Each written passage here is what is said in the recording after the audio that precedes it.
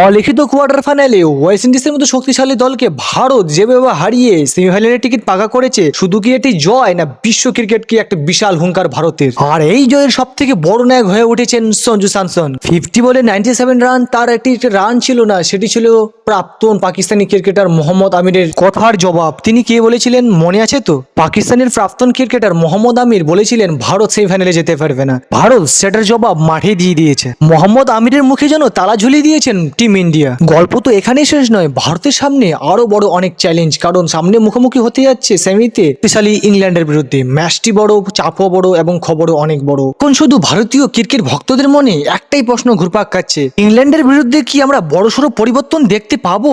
অভিষেক শর্মা কি এই ম্যাচে বাদ পড়তে পারে? সবকিছু বিস্তারিত আলোচনা করবো এই ভিডিওতে। ভিডিওটি পুরোটি দেখবেন, আর চ্যানেলে নতুন হয়ে থাকলে চ্যানেলটি সাবস্ক্রাইব করতে ভুলবেন না। ভারতীয় ম্যানেজমেন্ট এবং সূর্যকুমার যাদব কি চাইবে ইংল্যান্ডের বিরুদ্ধে কোনো পরিবর্তন করতে? সেটাই এখন লাখ টাকার প্রশ্ন। গৌতম গম্ভীর কি চাইবে যে উইনিং কম্বিনেশন ভেঙে নতুন একটা প্লেইং ইলেভেন তৈরি করতে? কারণ সারা বিশ্বে কোনো দলই চায় না উইনিং কম্বিনেশনটা ভাঙতে। সেটাই এখন বড় প্রশ্ন। গৌতম গম্ভীর কি সেই রিস্কটি নিতে পারবে? দলে কি কোনো পরিবর্তন আনতে পারবে? সেটাই এখন প্রশ্ন। কারণ অভিষেক শর্মার ফর্ম ভারতীয় ম্যানেজমেন্টকে ভাবাচ্ছে। কারণ অভিষেক শর্মা টি-20 বিশ্বকাপে এখনো পর্যন্ত ভালো কিছু করতে পারেনি। কারণ তিনি জিম্বাবুয়ে ম্যাচ ছাড়া ভালো কিছু করতেই পারেননি। তিনি সেই ম্যাচে 30 বলে শুধু 55 রান করেছিলেন। তাছাড়া আগের ম্যাচেও তিনি 11 বলে শুধু 10 রান করেছিলেন। তার ফর্ম ভাই অনেক মাথা ব্যথার কারণ টিম ম্যানেজমেন্টের। ভারতীয় দলে কি কোনো পরিবর্তন হচ্ছে? সেটাই এখন লাখ টাকার প্রশ্ন। কারণ বড় নামের প্লেয়াররা বড় ম্যাচেই জ্বলে ওঠেন, বড় ম্যাচেই ফিরে আসেন, বড় ম্যাচের প্লেয়াররা বড় ম্যাচেই কামব্যাক করে। সেটাই হচ্ছে এখন প্রশ্ন যে গৌতম গম্ভীর কি পারবে সেই রিস্কটা নিতে,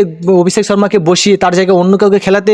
আর অভিষেক শর্মা এমন একটি প্লেয়ার, তিনি 2টি ম্যাচে খারাপ খেলতে পারেন, 3টি ম্যাচে খারাপ খেলতে পারেন, কিন্তু পরবর্তী ম্যাচে এমন একটি ঝড়ো ইনিংস খেলবেন রে ভাই, সব কিছু ভুলিয়ে দিবেন। এমন একটি প্লেয়ার হলো অভিষেক শর্মা। তাই তো গৌতম গম্ভীর ভাবছেন যে অভিষেক শর্মাকে নিয়ে কি ডিসিশন নেবেন ফাইনালি। অভিষেক শর্মা এমন একটি প্লেয়ার, তিনি বড় ম্যাচকেই বেছে নেন ফিরে আসার জন্য। অভিষেক শর্মা কি ইংল্যান্ডের বিরুদ্ধে জ্বলে উঠতে পারবেন? সেটাই হলো প্রশ্ন। অভিষেক শর্মাকে কি ইংল্যান্ডের বিরুদ্ধে কি সেই পুরনো ছন্দে দেখতে পারবো? অভিষেক শর্মাকে কি আমরা পুরনো অভিষেক রূপে দেখতে পারবো? সেটাই এখন দেখার। আর ঈশান কিষানকেও কি অভিষেক শর্মার মতো ছোঁয়া লেগে গেছে? ঈশান কিষানও ভাই পাকিস্তান ম্যাচ ছাড়া ভালো কিছু করতে পারেনি। ঈশান কিষানও সেই অভিষেক শর্মার মতো ভাই বড় বড় হিটিং করছেন, 2-1টি ছক্কা মারছেন, 4 মারছেন, তারপর কি করছেন, একটি ক্যাজুয়াল শটে তিনি আউট হয়ে যাচ্ছেন। এই সমস্যাটাই তো ভারতীয় দলকে ভোগাচ্ছে। কারণ ভারতীয় দলের ওপেনাররা তারা টিকে খেলতে পারছেন না, ইনিংসটাকে লম্বা করতে পারছেন না। শট তো ভালো খেলছে, 2-1টা 4 মারছে, ছক্কা মারছে এসেই, কিন্তু ইনিংসটা লম্বা করতে তো হবে, না হলে তো টিম সমস্যায় পড়বে। ভারতীয় ওপেনাররা যদি ইনিংসটাকে লম্বা করতে পারে, 8 ওভার 10 ওভার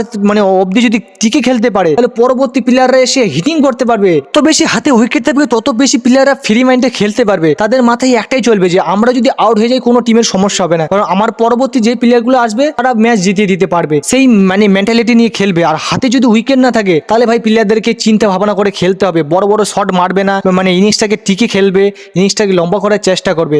আর হাতে যদি উইকেট থাকে, ওপেনাররা যদি ভালো স্টার্ট দেন, 7 ওভার 8 ওভার 10 ওভার অবধি যদি খেলে দেন, তাহলে মিডিল ওভারের প্লেয়াররা বা লোয়ার অর্ডারের প্লেয়াররা হাত খুলে খেলতে পারবেন এবং বড় বড় ছক্কা মারতে পারবেন। কারণ তাদের মাথায় সেটা প্রেসার থাকবে না যে আমরা আউট হয়ে গেলে তো আর প্লেয়ার নেই, কে ইন্ডিয়াকে এগিয়ে নিয়ে যাবে, সেটা আর প্রেসার থাকবে না। ইন্ডিয়ার ওপেনাররা তো সেই একই কাজ করছে। প্রথম 2 ওভারেই ভাই 2টি উইকেট হারিয়ে যাচ্ছে। ঈশান কিষান বা অভিষেক শর্মা একই কাজ করছে। আগের ম্যাচে সঞ্জু স্যামসন যেভাবে ব্যাটিংটা করেছিলেন, সেটাই আমি কথা বলছি যে অভিষেক শর্মা, ঈশান কিষান সেই কাজটি করতে পারছেন না। আগের ম্যাচে সঞ্জু যেভাবে ব্যাটিংটা করেছিলেন, শেষ অবধি টিকে খেলেছেন, নট আউট ছিলেন ভাই। সেই কাজটা যদি ভারতীয় ওপেনাররা করতে পারে, যে কোনো একটি ওপেনার, তাহলে টিম ইন্ডিয়ার ইনিংস ভাই আরো লম্বা হবে, ভারতের স্কোর আরো লম্বা হবে। কারণ মিডিল ওভার এবং লোয়ার অর্ডারের প্লেয়ারদের সেই টেনশনটা থাকবেন না। কারণ সঞ্জু সেদিনকে টিকে খেলেছিল বলে তিলক বর্মা কিভাবে হিটিং করেছিল, কারণ লাস্টের দিকে শিবম দুবে এসে কি হিটিং করেছিল তারা জানে। তারা ফ্রি মাইন্ডে খেয়েছিল যে আমরা যদি আউট হয়ে যাই কোনো সমস্যা নেই, আমাদের আরো প্লেয়ার আছে, আমাদের আরো যে প্লেয়াররা আছে ওরা আমাদের জায়গাটা মেকআপ করে দিবে। আমরা যদি আউট হয়ে যাই সেই প্রেসারটা থাকবে না। এটাই আমি বলছি রে ভাই। যদি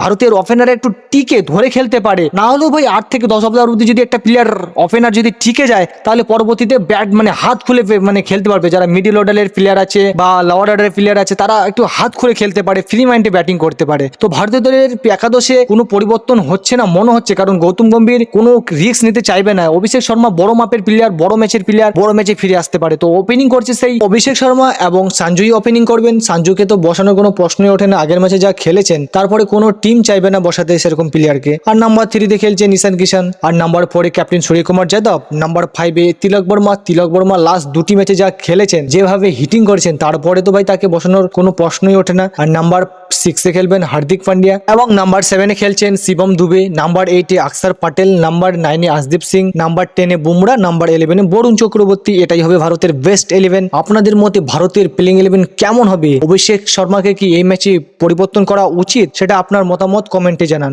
প্রেডিকশনের কথা বললে এই ম্যাচে 100% ইন্ডিয়াই জিতবে, কারণ ইন্ডিয়া যা খেলেছে লাস্ট ম্যাচে, তারপরেও যদি টিম ইন্ডিয়া ইংল্যান্ডের সাথে হেরে যায় এবং ফাইনালে যদি কোয়ালিফাই না করতে পারে, তাহলে সেটা ক্রিকেট বিশ্বে বিশাল বড় একটা অঘটন বলা চলে, বিশাল বড় একটা নজিরবিহীন ঘটনা হয়ে যেতে পারে।